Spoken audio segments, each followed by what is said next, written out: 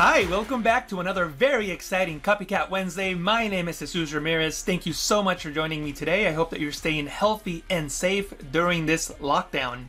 As you probably already know, Copycat Wednesday is a new series on this channel where I show you how to recreate your favorite designs, images, and styles in Photoshop.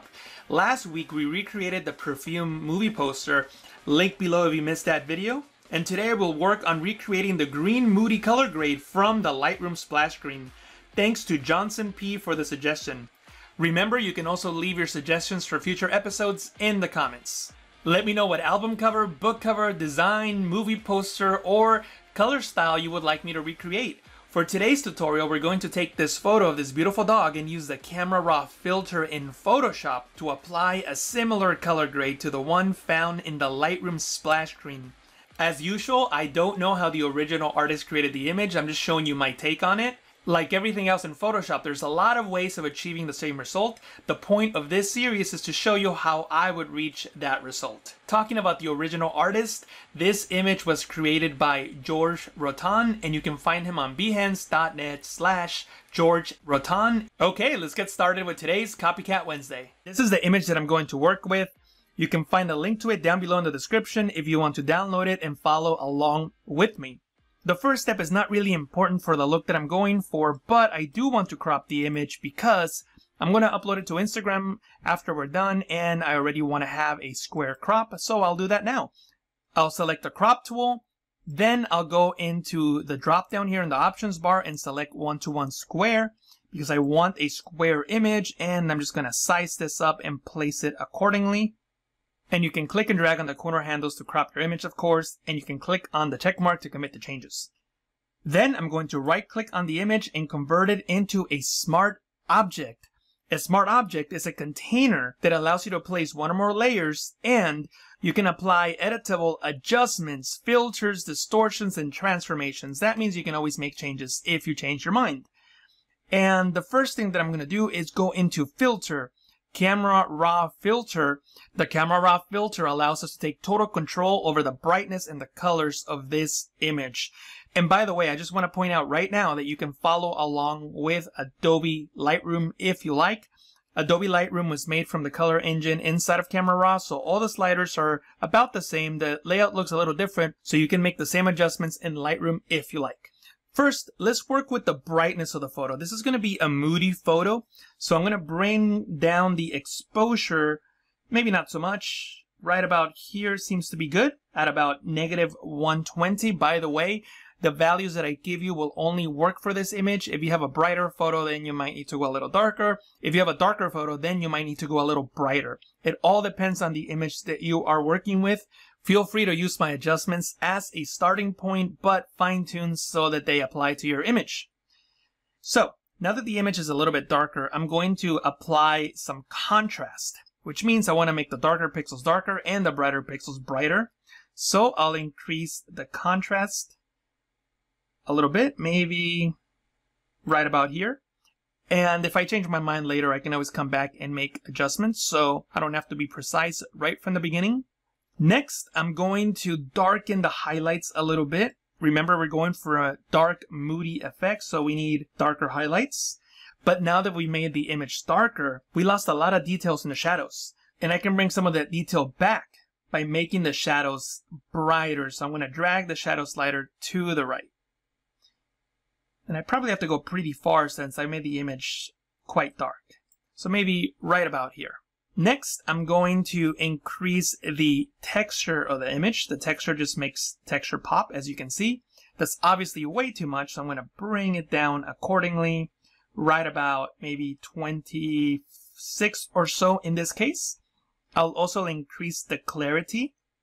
Clarity applies contrast and edge pixels. Maybe a little more clarity than this, right about here. It also makes the image stand out and pop. It looks pretty good so far. So I want to keep working with the brightness of the image. Usually I leave this step to the end, but I think it'll be beneficial if we do it now. And I'm going to add a vignette, but I'm not going to add the usual vignette from the effects slider and drag to the right. I want to have a custom vignette. So what I'll do instead is go into the Radial filter, and from here, just click and drag on the dog, like so. Then I can reset my filter and click on Reset Local Correction Settings. Then here at the bottom, I gotta make sure that outside is selected so that anything that I apply to this radial filter will affect the outside of the circle and not the inside. And what I'll do is bring the exposure to -1. And I'm also going to decrease the sharpness. Might as well do that now. I want a blurry effect outside of the image, so I'm bringing the sharpness down a little bit. Not too much, just a bit, maybe -30. And this is the before, and this is the after. Since I'm going to be working with color after this, I want to make sure that I get the lighting right and worry about the color second. I also think that we need the bottom half of this image darker, so I'll select the graduated filter, click and drag up like so. What I'll do here is double click on the sharpness slider to reset it. I don't want a blurring effect in this case. Also, the exposure is a bit too high, so I'm just going to set it to -0.5, basically half of what we had before. And I'll also reduce the shadows a little bit, maybe right about here. So you can see now how much darker our image looks. I think this looks pretty good.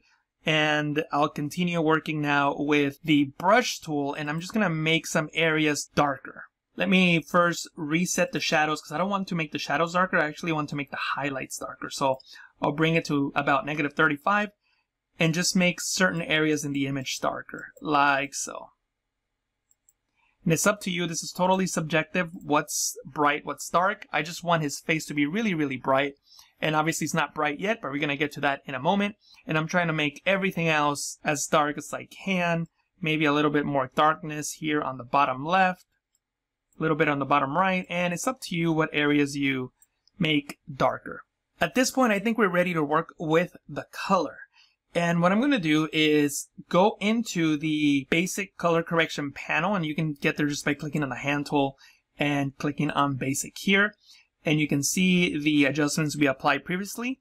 The image is looking a little too cold. So what I'll do is I'll warm it up a little bit by dragging the temperature slider to the right about here. And the image is looking too saturated, so I'll bring the saturation down to -20. And again, you're going to have to keep fine-tuning until you get the look that you're going for, but you can almost already see what the final effect will look like just by the adjustments we made so far. I'm going to continue adjusting the color, but before I do that, I'm going to go into the Calibration tab, and from here I'm going to adjust the green primaries. And I'm going to adjust the hue because I want to shift the hue. This is not really the green that I want for my final result. So I'll shift my hue to the right until I get something that I like. Maybe right about here. This looks like the green that I'm going for. You can click on this icon to see the before and the after. This will only show you the before and the after in the panel that you're on. If you want to see the original image, you can just click on this icon and you can see the original on the left and the edited on the right. By the way, if you keep clicking on this icon, you're going to toggle through the different views, and I only have 2. And the reason being is that I've disabled the other views that you see here. And the way that works is you can just click on this icon and click on Preview Preferences, and then I only have the top one checked and not the other. So when I click, I just go from my working image to before and after side by side. Those are the 2 that I prefer. You may prefer another, and you can change it by checking the checkboxes on this icon. So you click and hold and then select Preview Preferences, and you can check all of them if you like. And now when I click on this icon, you'll toggle between all the different views. For me though, I just prefer having only the top one checked. So I'll just check the top one there, press OK. So when I toggle, I only see side by side. So this is looking pretty good. I've changed the hue of the green primary. I think I also need to change the saturation. It might be a little too saturated, so I'll bring it down just a tiny bit, right about here. Next, I'm going to take even more control of the colors in this image by going into the HSL adjustments. We have hue, saturation, and luminance, and the sliders below allows us to control each individual color in the component that we're on. In this case, we're in the hue tab. So if we go into the greens and drag to the left, you can see how that changes the greens. Drag to the right, and you can see how that makes that adjustment. So what I'll do first is focus on the vegetation, on the green areas, and then I'll focus on the dog second. First, I'm going to adjust the hues here in the green, so I'll double click to start from scratch, and then I'll drag this to the right. I'm going to change it so that it pushes the greens found in the image to a darker, stronger green. So maybe something pretty dramatic, maybe right about here. And I know that it looks too saturated, but that's okay. We're going to fix that in a moment. Also, in some images, you might find that a lot of the vegetation is in the yellows. You can try and adjusting it from here as well, but don't push it too far because you might also affect other areas that you don't intend to. In this case, I'm affecting the dog. So maybe adjust the yellows just a tiny bit. I can probably push it to as far as about maybe 30 or so. So that's where I'll leave it. And that adjusted some of the vegetation as you saw there. Here's the before and the after. Next, I'm going to work with luminance. I'll leave saturation until the end. That's because I really want to get a sense of how dark the image is going to be and then adjust the saturation accordingly.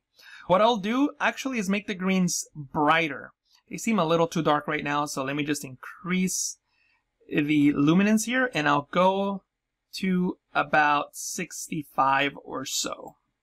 And that looks pretty good. Next, I'm going to go into the saturation and adjust the saturation accordingly. And obviously, this is way too saturated for the effect that we're going for, so I'll reduce the saturation of the greens. So in this case, maybe -40 seems to work great. And now let's work on the dog. In terms of hue, I can adjust the oranges, and you can see that I can adjust him. Maybe I can drag the oranges to the left and make them just a little browner. In terms of saturation, I can increase the saturation of the oranges to make them pop. Also, I'll increase the saturation of the yellows a little bit. He's got a little bit of yellow in him, like so. And I want to make the dog much brighter than everything else, so I'll drag the orange slider to the right until he pops like you see here.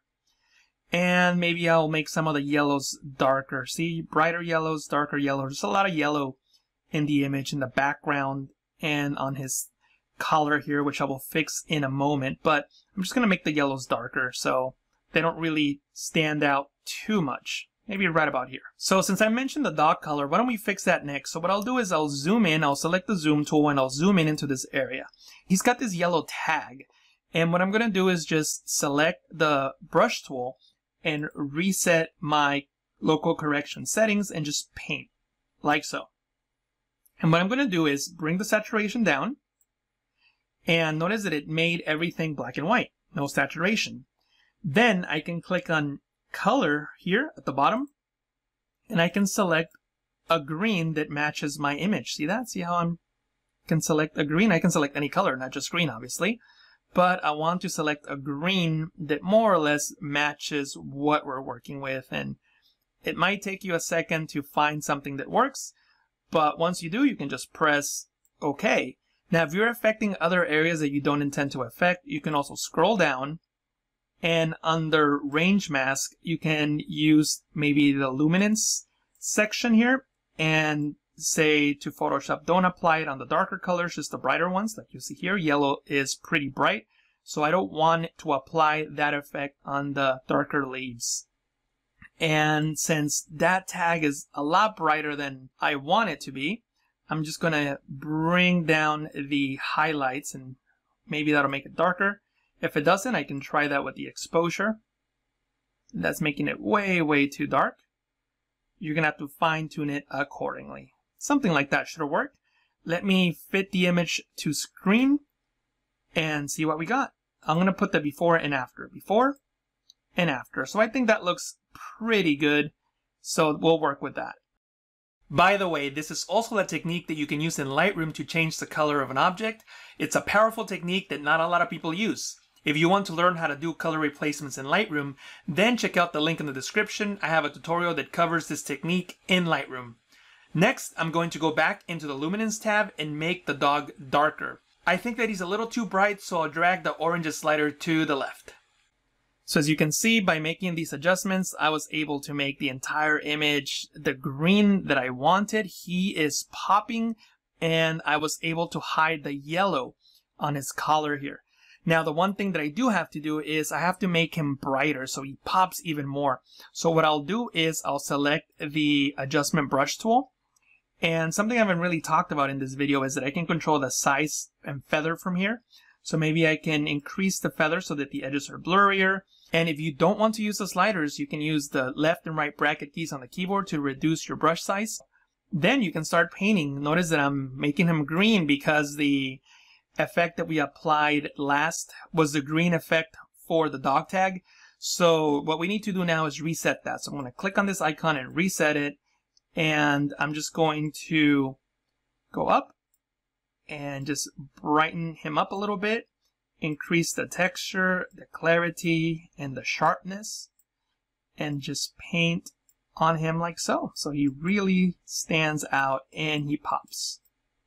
And obviously in your own image, spend a little more time fine-tuning these adjustments. In the final image that you'll see, I spent just a few more minutes adjusting it, but you'll see that some of the details are going to look a little sharper. When you're done, you can press OK. You can see the before and after by clicking on this eye icon. Before and after. Let me know what you think. How does this color grade compare to the original? If you like it, click on that like button now. Also, let me know in the comments if you're enjoying this series, and don't forget to give me your suggestions for future episodes. By the way, the Photoshop Training Channel has a brand new Instagram account. You can check it out at Photoshop Training Channel, of course. I'll be posting more Photoshop content on that account, so make sure that you follow it now. I'm placing a link directly to it down below in the description. And of course, if you're new to the Photoshop Training Channel, don't forget to click on that subscribe and notification button so that you don't miss any new Photoshop tutorials. Thank you so much for watching. I'll catch you again in the next Copycat Wednesday.